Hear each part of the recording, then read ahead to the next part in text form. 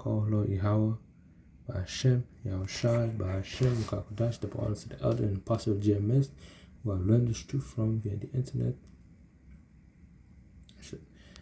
Shalom to the brothers out here prophesying, Shalom to the hopeful elect, and the ones I believe, men, women, and children, the hopeful elect. First and foremost, 144,000. I'm going to get into the scripture I've been meditating on. I'm going to get Proverbs 22. I'm going to start with Proverbs 22.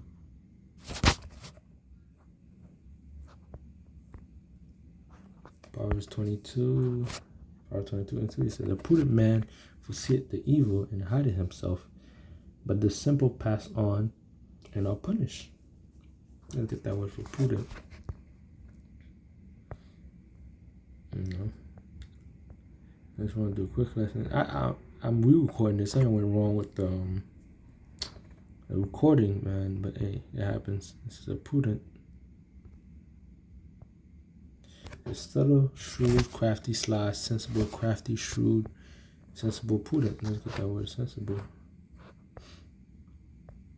This is sensible, acting with or exhibiting good judgment, reasonable, not ornate or impractical, having a perception of something, cognizant, synonym, aware, someone that's aware, reasonable, good judgment, impractical. Basically, a prudent man, the one that's seeing the evil. He says the prudent man is practical, reasonable, aware man.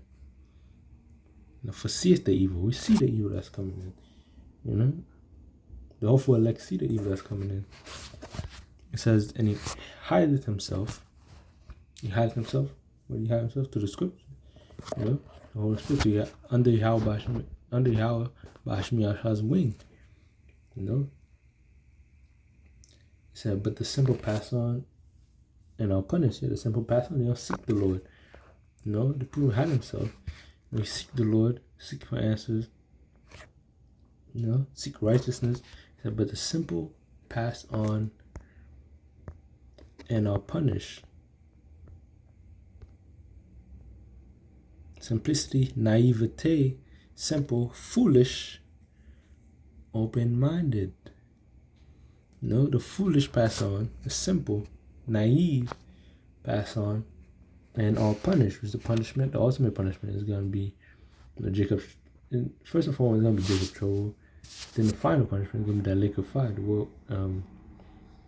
the nuclear ICBM missiles that's coming in World War III.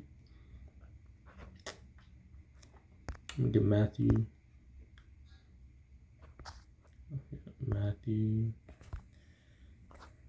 13 and 15. Matthew 13 and 15. For this people's heart is wax. This people talking about Israel. For this people's heart is wax. But y'all trying to talk about our people, because he came for our people. It says in Matthew 1, he'll come and die for their people. So, you know what? Let me get that real quick.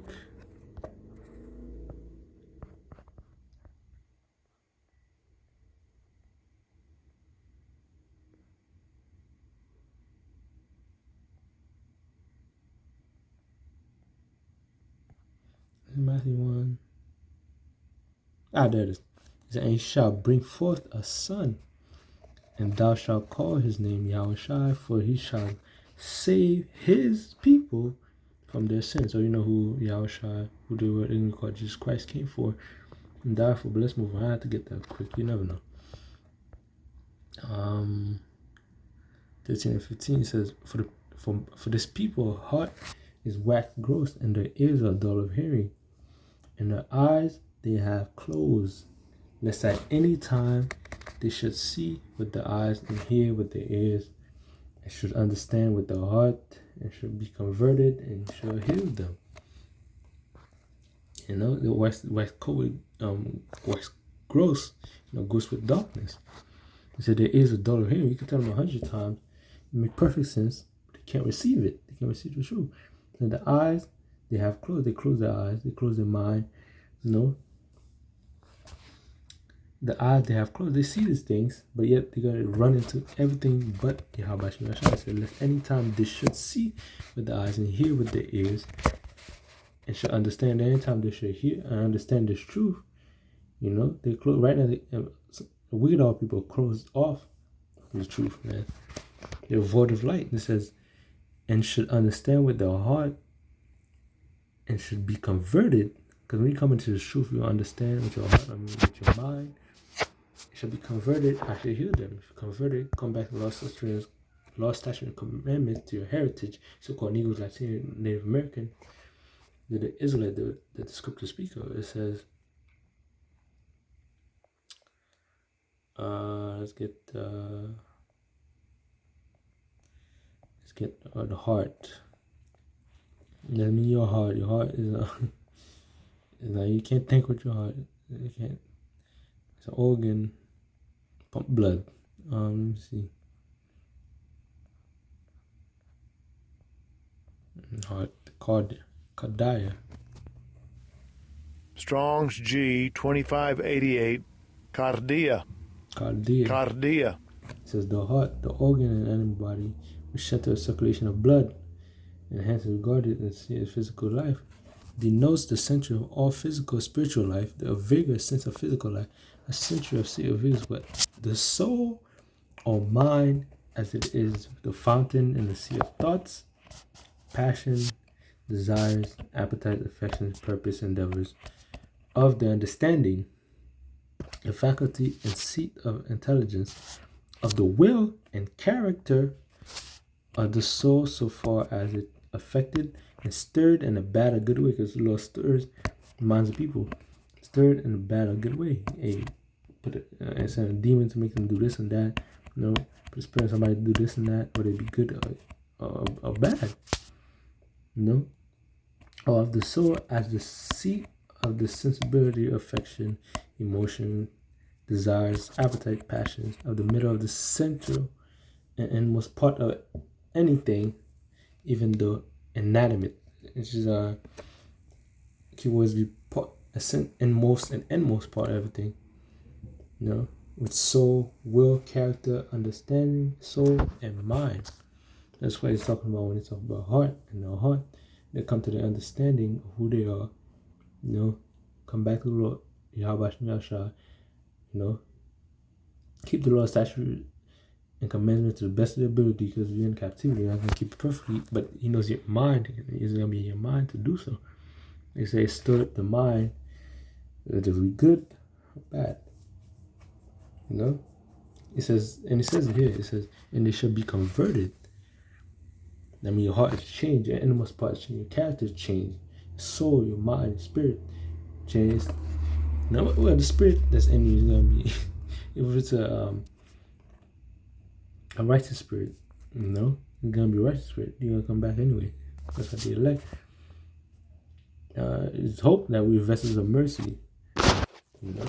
The Lord will show his mercy through the elect, and ultimately through all of our people, because the scriptures say all Israel shall be saved.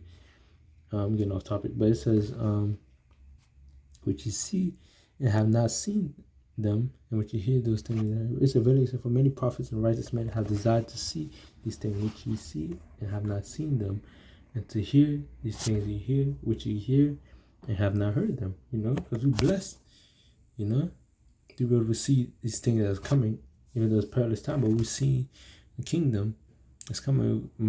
If we hope for the elect, we may partake, in the chariot to get spiritual powers, etc., etc. Let me go to 2 Corinthians.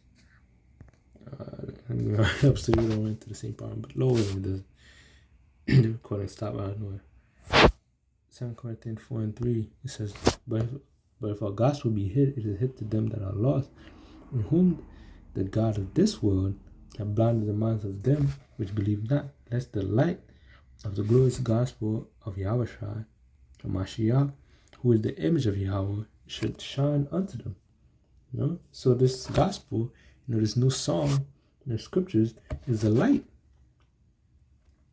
Who the image should shine unto them.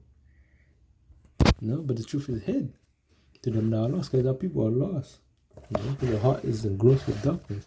they captivated by Esau's madness and his queendom, do all manners of wickedness, in which and who the God of this world had blinded their mind. Yahawah shall blind their mind, ultimately using Esau to do so.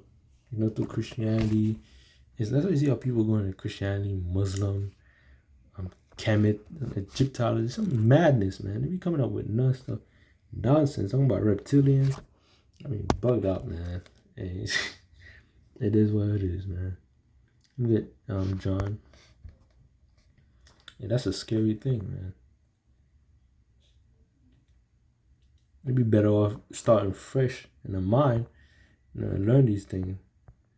It's harder to get out of stuff unless, but the Lord do anything, man. He pull some people out of gross darkness. John 12:40, he hath blinded the eyes and hardened the heart, and they should not see with the eyes, nor understand with the heart, and be converted, and I shall heal them. That's similar to the previous scripture. He blinded them. Shows you that the Lord is blinding people, certain people, from receiving the truth. And sometimes he may blind them for a due time, then they come back to it and get it. A second go around. For me, it was first go around. Luckily, because I mean, first they'll bring it out. Before I went started watching GMS, I woke up and I don't know which camp, but there was a Christian house. I don't know if they had microphones, something like that, or I don't remember. I think they had microphone, whatever. This Christian, I'm like, okay, we've seen people battle with the scripture getting cut. At first, I'm like, and then, there was cutting people. Then, they were like, hey, the Spirit rests on me, to watch them, and they were bringing up. I think really because they were harsh. But they were telling you the truth. Sometimes they were raw, harsh. Sometimes, they must subtle. But they were telling you the truth. They bring out scriptures, evidence, linking up with history. And one thing a lot of people don't bring, I found that it was stuck. Some camp are stuck on, which is good. Like you telling people who we are, stuff. But like it's stuck on. Only they don't bring out prophecy. Which is crucial because coming in the latter days and what we need. So they're not bringing out, okay, you know who you are, but how are we going to get delivered? Who's going to deliver us? What's going to happen before we get delivered? How will we know the signs of the times? And there was mostly cutting scriptures, disproving the devil, which is good, It's good that you're doing it. But like, come on, man, you can't be stuck in that the whole time, man. Just because you don't want to offend nobody. You don't talk about how the other nations are going to be servants and handmaids in the kingdom. They don't talk about Esau's punishment and slavery. God forbid they name Esau.